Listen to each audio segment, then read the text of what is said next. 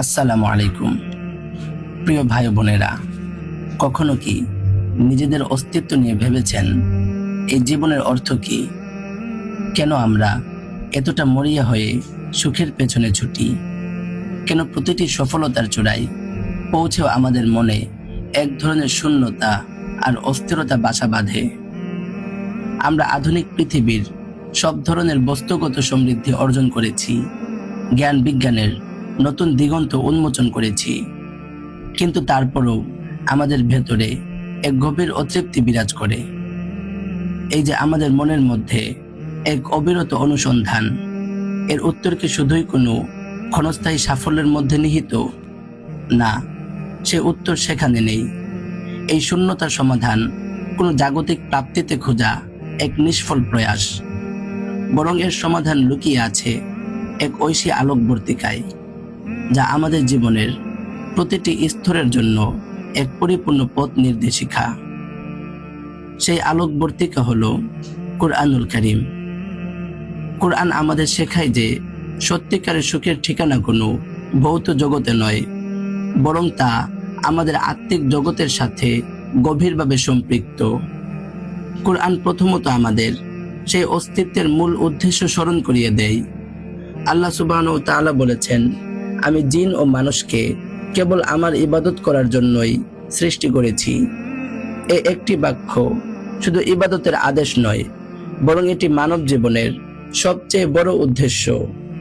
যখন একজন মানুষ তার জীবনের এই মৌলিক লক্ষ্য বুঝতে পারে, তখন তার অন্তরের সব দ্বিধাদ্বন্দ্ব দূর হয়ে যায়।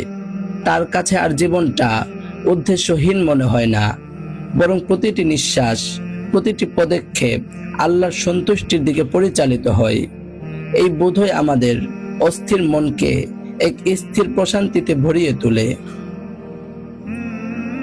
দ্বিতীয়ত, কুরআন আমাদের জীবনের অনিবার্য সংকট ও প্রতিকূলতাকে নতুন দৃষ্টিকোণ থেকে দেখতে শেখায়।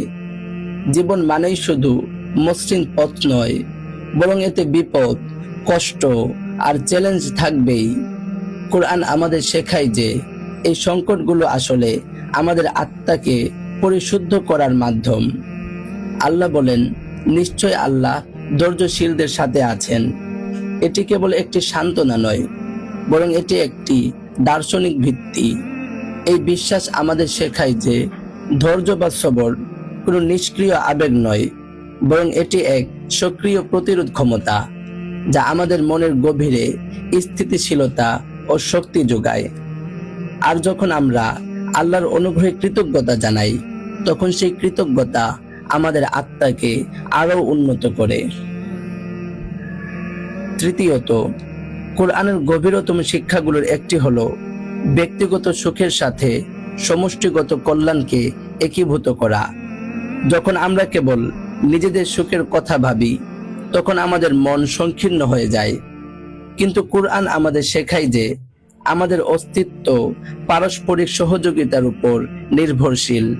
একজন ক্ষুধার্তকে খাবার দেওয়া, একজন অসহায়কে সাহায্য করা, বা সমাজের জন্য কল্যাণকর কোনো কাজে নিজেকে নিয়োজিত করা, এই কাজগুলো শুধু একটি সওয়াবের বিষয় নয়, বরং এটি আমাদের আত্মার জন্য এক অপরিহার্য খাদ্য। কুরআনের এই শিক্ষা আমাদের মনকে ব্যক্তিগত সীমাবদ্ধতা থেকে মুক্তি দিয়ে মানবীয় সহানুভূতির এক বৃহত্তর আঙিনায় নিয়ে আসে, যেখানে সত্যিকারের আনন্দ লুকিয়ে আছে। চতুর্থত, কুরআন আমাদের দুনিয়ার ক্ষণস্থায়ী জীবনকে একটি ভিন্ন মাত্রায় উপলব্ধি করতে সাহায্য করে। আমরা যখন বস্তুগত ভোগ বিলাসের মোহে আচ্ছন্ন হই, তখন আমাদের মন এক ধরনের অদৃশ্য শৃঙ্খলে আবদ্ধ হয়ে পড়ে। কিন্তু কুরআন আমাদের চোখে আঙুল দিয়ে দেখিয়ে দেয় যে এই দুনিয়াটা এক অস্থায়ী আবাস, আর আখিরাতই হলো আমাদের চিরস্থায়ী ঠিকানা। এই সত্য উপলব্ধি করলে আমাদের মন থেকে সম্পদের প্রতি লোভ, ক্ষমতার প্রতি আসক্তি এবং দুনিয়াবী দুশ্চিন্তা অনেকখানি দূর হয়ে যায়। আমরা তখন জীবনের আসল বিনিয়োগ শুরু করি, যা আখিরাতের জন্য সঞ্চিত হয়।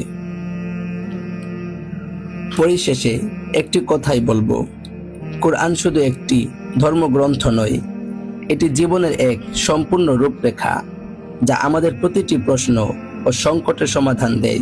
যদি আমরা কোরআনকে আমাদের জীবনের পথ প্রদর্শক হিসেবে গ্রহণ করি, তবে আমরা কেবল দুনিয়ার ক্ষণস্থায়ী সুখী পাব না, বরং অনন্ত জীবনের জন্য এক পরম সুখের পথ খুলে যাবে। আল্লাহ আমাদের সবাইকে কোরআনের পথে চলার তৌফিক দান করুন এবং সত্যিকারের সুখ দান করুন। আমিন ইয়া রাব্বাল আলামিন।